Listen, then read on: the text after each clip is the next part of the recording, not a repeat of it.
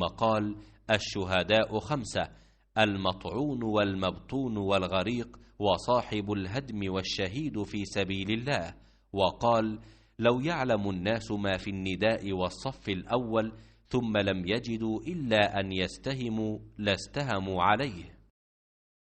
फिर आपने फरमाया कि शुहदा 5 किस्म के होते हैं: ताउन में मरने वाले, पेट के आर्ज़े हैज़े वग़ैरह में मरने वाले, और डूब कर मरने वाले, और जो दीवार वग़ैरह किसी भी चीज़ से दबकर मर जाए, और खुदा के रास्ते में जहाद करते हुए शहीद होने वाले।